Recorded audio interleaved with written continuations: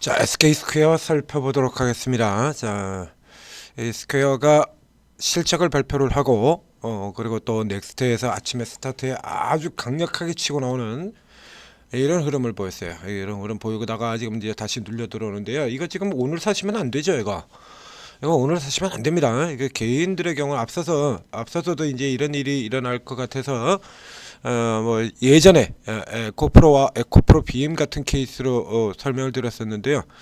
자, 이 SK 스퀘어가 올라가는 이유는 뭐 이 종목 가지고 계신 분들 모두 아시고 계실 겁니다.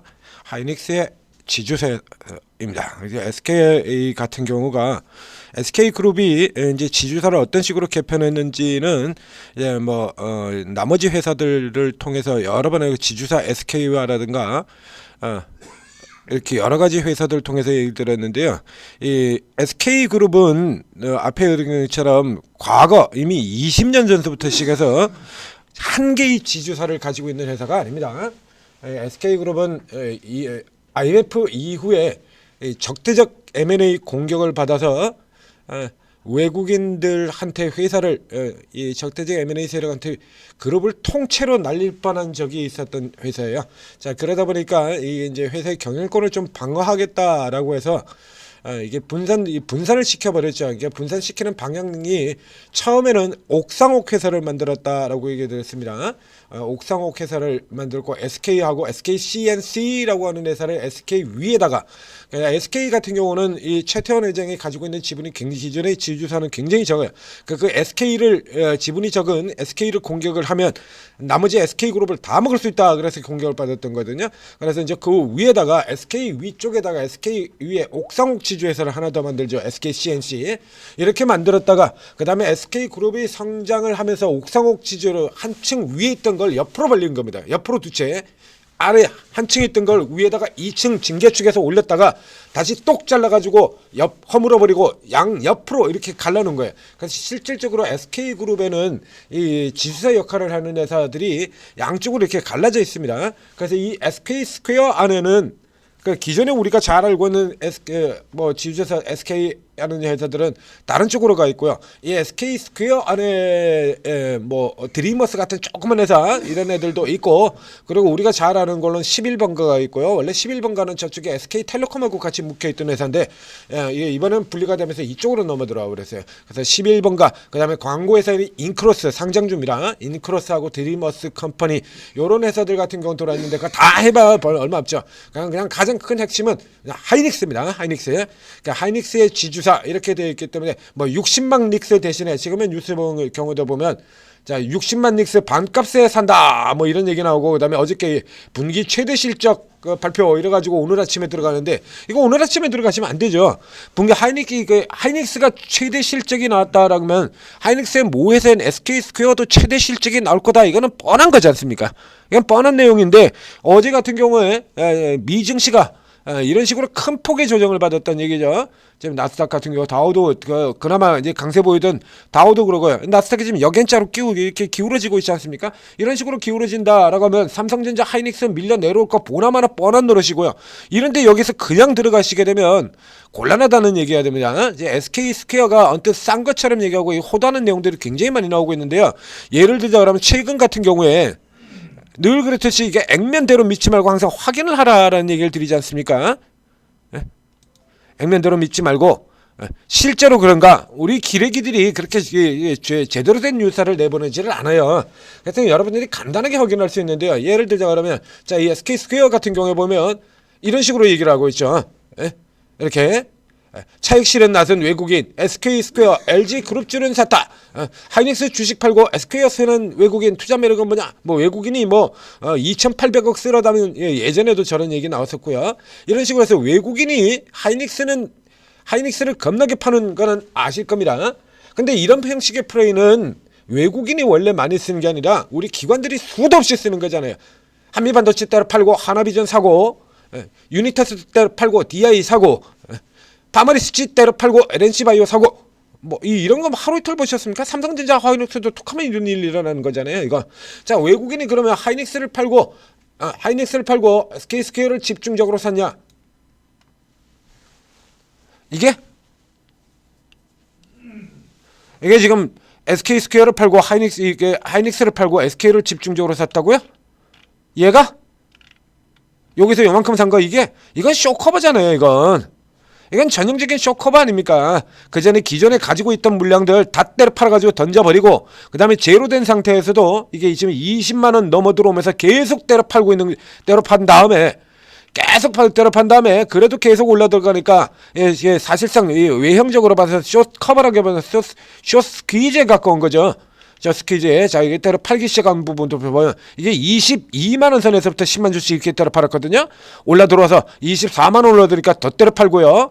이렇게 때려 팔아가지고 올라 들어왔다가 다시 지주사 이슈 나오고 올라 들어니까 잠깐 쇼 스퀴즈 매수 들어갔다가 지금 도로 파는 이런 형태로 들어가고 있는 거거든요. 이 종목을 끌어올린 거는 외국인이 아니고 기관입니다. 여기 나온 것처럼 이렇게 기관, 우리 기관들 지주사라 그러면 환장을 하면서 사들어왔지 않습니까? 바로 최근에도 분리배당 과세 이거 가지고 환장을 사들었고요. 그렇게 해서 여러분들이 아는 것과 다르게 누가 더 많이 올랐냐 그러면요, SK 스퀘어가 뒤를 따라가는 주가가 아니에요. 이거 SK 스퀘어가 하이닉스에 뒤처진 적이 4월 저점 이후로 한 번도 없습니다. 이렇게 그러니까 주가 흐름만 놓고 보게 된다라고 하면, 그렇다고 해서 SK 스퀘어가 하이닉스에 비해서 현저한 저평가냐 그러면 그런 거 아니고요. 결국에 하이닉스가 자빠져 버린다라고 하면 SK 스퀘어도 자빠지는 거 뻔한 거지 않습니까? 그러니까 하이닉스가 그래서 이익을 더 못 내고 처진다라고 하면 SK 스퀘어도 당연히 처지는 거죠. 이게 그런데 현재 SK 스퀘어 같은 경우는 이렇게 4월 이후로 보시다시피 SK 스퀘어가 훨씬 더 많이 올라 들어가 있어요. 그래서 이게 싼 것처럼 보이는 겁니다. 그러니까 간단한 얘기로 흔히들 하는 얘기 60만 닉스 반값에 산다 이런 거죠. 그러면 이게 반값에 사서 효과를 보이려 그러면 상대적으로 다른 지주사들이나 이런 관계처럼 요즘은 뭐 반드시 그렇게 가지는 않습니다만 올해 경우는 그래서 우리 대세 주도주 쪽에도 이름이 나오지 않습니까? 예전 조방원이어서 지금 금반지라 그러죠. 금반지, 금융, 반도체, 지주사. 그래서 이 지주사들은 거의 대부분의 지주사들 같은 경우가 앞서서 라인 쪽에서 무더기로 때려 파는데 급급했던 기관들 같은 경우가 지수가 이렇게 급격하게 올라가는데 이게 따라 붙이는 용도로 가장 크게 쓰는 게 금융 지주. 원래부터 그랬다라고 얘기들 했지 않습니까? 지금뿐만 아니라 옛날부터 그랬었습니다. 그래서 이런 쪽에 들어갈 경우에 지금처럼 이렇게 보지 않고 그냥 무조건 들어가는 형태로 들어가면 당연히 하이닉스가 다시 올라 들어가고 또 올라 들어가고 올라갈 겁니다. 근데 이게 이렇게 오버되는 형태로 가면 무슨 일이 생기냐 그러면 바로 이거는 2년 전에도 이 개인 투자자들이 똑같은 이런 일을 벌였었어요. 계속해서 보여드리잖아요. 자, 에코프로하고 에코프로 BM 지금 바로 이 하이닉스와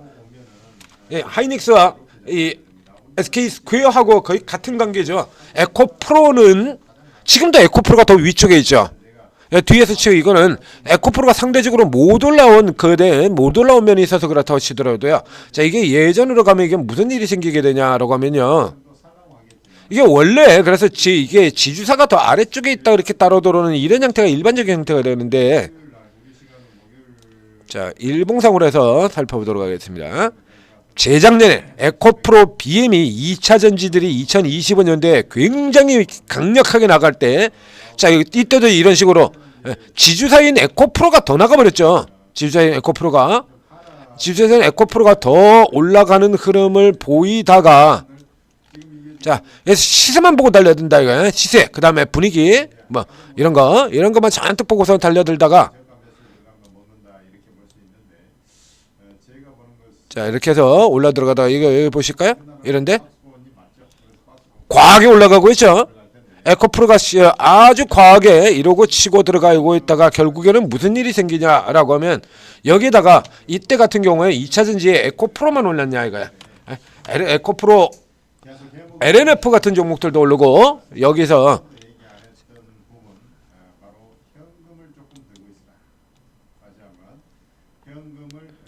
자, 이런 상황을 보게 되면 LNF는 일찌감치 벌써 고가 치고 밀려 떨어져 버린 상태에서 에코프로와 에코프로 BM만 올라가는 이런 흐름들이 나오고 있죠.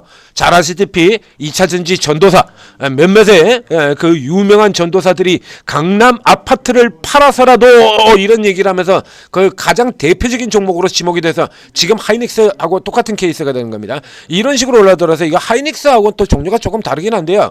여기서 네 종목만 봐.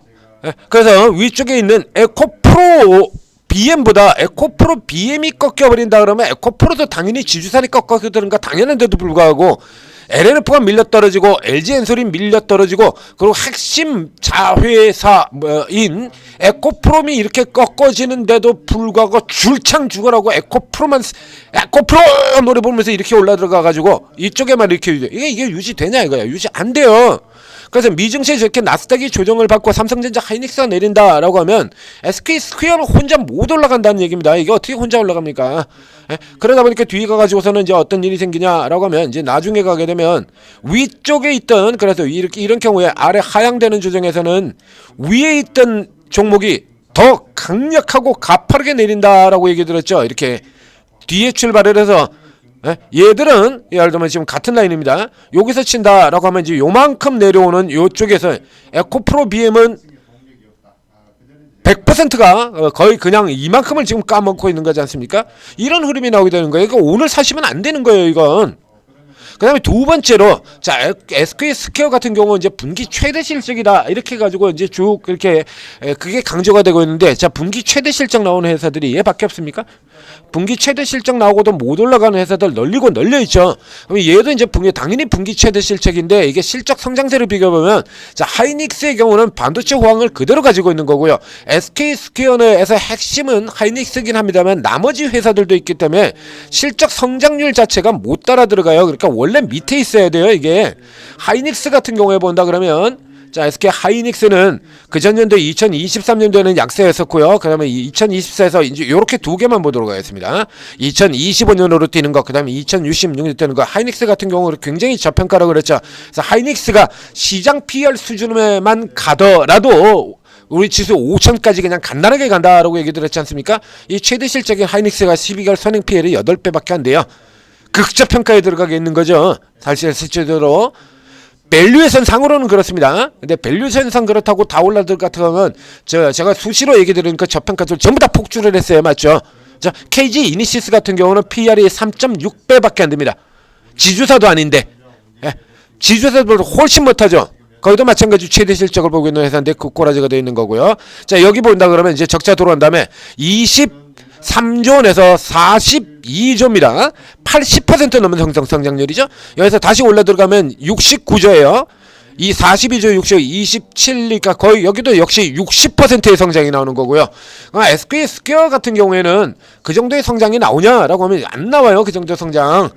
나머지 잡다구리한 애들이 쭉 있는데 걔들이 잡아먹기 때문에 이게 하이닉스만큼의 성장이 나올 수가 없어요. 이게 그러니까 지주사들 구조가 대부분 그렇죠. 사업사가는 굉장히 잘 나간다라고 하면 나머지 애들도 포함을 하고 있기 때문에 걔들이 까먹는 몫을 계산을 하게 되면 지주사의 실적은 조금 더 가장 잘 나가는 자회사보다는 낮게 되어 있는 거예요 원래. 그런데 올해 같은 경우는 이례적으로 이제 정부 정책 이런 것하고 그 다음에 작년하고 올해가 이례적인 이제 작년엔 밸류업 가지고 그랬었고요. 그래서 지주사들을 이렇게 얘들이 이렇게 사들어 오면서 주가가 이미 이렇게 올라와 있다는 얘기입니다. 앞에 보신 것처럼. 앞에 비교해서 보여드렸죠? SK 스퀘어가 훨씬 많이 들어가 있어요. 이거 기관이 산 종목이거든요. 이런 데에 있어서 아무 생각 없이 이렇게 따라붙는다 그러면 누구 좋은 일만 시켜줘? 기관 좋은 일만. 그리고 외국인 좋은 일만. 계속해서 차익 실현으로도 지금 들어오고 있는 외국인 하이닉스 같은 경우도 이제 너무 많이 올라들었으니까 외국인들 같은 경우에는 앞서지게 했었습니다만 이게 슈팅 나오면 판다라고 얘기했죠. 기존에 쟤들 계속 사는 종목들 같은 경우도 슈팅이 나오면 팔아요. 남 좋은 일만 시켜주는 거예요, 이거. 그래서 어느 정도 이제 미증시 조정이 마무리되고 이렇게 들어가는 케이스라 그러면 뭐 혹은 엔비디아 실적 같은 경우가 아직 남아 있으니까 이거 이제 일단의 조정이 지금 들어오고 난 다음에 그다음에 엔비디아 실적 발표 나오면 그때쯤 다시 치고 들어가 하이닉스 다시 치고 들어가는지 스퀘어를 다시 치고 들어가는지 여기서 이렇게 들어가면 이 상태에서 이렇게 그냥 내리 들어가게 된다면 재작년에 저 지금 보여드린 에코프로 BM 이 케이스 반복하는 것밖에 안 되는 겁니다. 그럼 무조건 똑같이 뭐라서 하이닉스의 반값 이렇게 계산하시면 안 돼요. 이거 자 하이닉스는 8배였죠. 그러면 얘는 지금 몇 배일까요? 그래서 6.3배 나오겠네요. 일단 그런 현재로 친다 그러면 일단 뭐 밸류에이션 자체는 뭐 그렇게 크게 부담스럽지는 않습니다. 밸류에이션 자체는. 근데 원래 이제 지주사들 쪽하고 이렇게 비교를 해본다 그러면 이제 나머지 그룹들의 지주사 두사를 제외하고 뭐 HD 현대라든가 한화라든가 이런 쪽에 비교해 본다면 반 수준이에요. 반 수준. 핵심적으로 가장 많이 나가는 한화 에어로와 지주사 하나 같은 경우를 한번 비교해 볼까요? 자, 하나 에어로스페이스입니다. 예, 하나 그룹에 뭐 하나 오션도 있고 여러 가지 많지만 그러니까 실질적으로 실적을 그렇게 크게 못 내주는 회사들도 있잖아요. 하나 에어로스페이스가 20배 지금 많이 내려와서 20배죠. 그러면 이제 지주사 한화를 두들겨 보면 그럼 지주사도 똑같이 20배로 나오냐라고 하면 이렇게 안 나와요. 이렇게 반값이에요 원래 이렇게. 예, HD 현대중공업 있고 그 다음에 HD 현대가 있죠 지주사. 그러니까 지주사 HD 현대 같은 경우에는 여기는 하나보다는 오히려 실적이 오히려 더 잘 따라가는 골고루 가는 거니까. 그러니까 HD 현대 같은 경우에도 지금 13배입니다. 이건 현대그룹 쪽에서는 까먹는 회사가 없으니까요. 하나는 까먹는 회사가 있고 여기는 까먹는 회사가 없고. 자, 여기. 그래서 뭐 HD 현대하면 가장 먼저 생각나는 현대중공업 혹은 현대일렉트릭 같은 회사죠. 가장 잘 나가는 회사. 여기 반 정도 된다라고 얘기 들었죠. 이게 34배입니다. 이렇게밖에 안 되는데 그래서 6.3배가 대단히 싸 보이냐 그러면 모 회사인 가장 핵심적인 회사인 하이닉스가 8배밖에 안 됩니다. 그렇기 때문에 이 스퀘어가 지금 굉장히 싸다라고 보기는 어려운 거예요.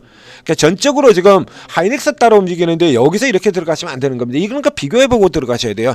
그러니까 이런 거 비교 같은 거 제가 다 해드리고 있지 않습니까? 천자투자TV에서 아무 생각 없이 그냥 뭐 60만 닉스 반값 뭐 따라간다 뭐 아무 생각 없이 뭐 이거 올라가는 것 쪽에 같은 경우는 이미 일찌감치 저희 쪽에서 당연히 따라가는 거 다 같이 얘기 드렸던 거고요. 현대라든가 한화 바로 지금 비교해서 보여드렸던 HD 현대 그러니까 지주사도 아무거나 다 치고 들어가는 거 아니고 현재 시장에서 굉장히 강력하게 실적이 성장하고 있고 그리고 고의 다른 수혜를 받을 수 있는 어차피 지주사 전체의 모멘텀은 분리과세라든가 뭐 밸류업이라든가는 모든 지주회사가 다 똑같이 받는 거거든요. 모든 지주회사가 다 똑같이 받는 거죠. 그렇다면 그 다음에 실적 성장으로 계속 올라 들어갈 수 있는 지주사를 노려야 되는 거예요. 거기서 HD 현대, 한화 그리고 스퀘어 이렇게 노려드렸죠. 저 앞쪽에서. 여기서 이렇게 생각 없이 들어가시게 되면 여러분들 그냥 전부 다 이거 초강바지밖에 안 되는 거예요. 자, 천재투자TV 들어오셔서 방송 들으시고 설명 잘 들으시고 그리고 또 오르고에 들어가시면 오르고에서 또 뽑아드리죠. 그래서 매번 이 조정 분위기가 실제 무리하지 마라. 현금도 확보를 좀 해라. 뭐 이런 얘기들 드려왔었고요. 그리고 그 앞쪽에 이제 이게 무리하게 따라 들어가시게 되면 못 빠져나옵니다. 해서 들어가지 말아야 되는 종목들 이제 체크를 드리고 그리고 시장 분위기 안 좋을 때 틈새 개별로 들어가라 이런 얘기죠. 오늘 같은 경우도 뭐 선명하게 틈새 개별인데요. 자, 그래서 틈새 개별로 음미어 들어가라. 주도주 쪽에서 빠지고 틈새 개별로 돌아서 공격하라. 그러면 틈새 개별이 뭔지 어떻게 아냐 이거 여러분 모르시지 않습니까? 그리고 오르고에 들어오시면 이렇게 오늘 같은 날에도 틈새 개별로 올라갈 수 있는 종목들을 찾아내주는 전문가들이 있다 겁니다. 재료주 헌터방 말 그대로 재료 나오는 종목을 따지는 거죠. 그러면 재료 나오는 종목을 따지는 거니까 요만한 뭐 시가총액 500억짜리도 있고 1000억짜리도 있고 이런 뉴스 나오는 거 오늘 같은 날에는 이런 재료주들 뜨가지고 움직이는 종목들 같은 경우가 평상시보다 몇 배? 평상시보다 최소 2배 이상 더 빠르고 강력하게 올라간다. 이게 들었죠? 그럼 이 아래쪽에 보시면 또 테마주라든가 세력주 다루시는 분들 이런 분들이 있잖아요. 이런 분들 활용하게 되면 오늘 같은 날에도 상대적으로 여러분들이 가지고 있는 종목에서는 까먹더라도 다른 종목에서 수익을 내서 메꿀 수 있다는 얘기입니다. 자, 오르고 잘 활용하셔서 오늘도 성공 투자하시기 바랍니다.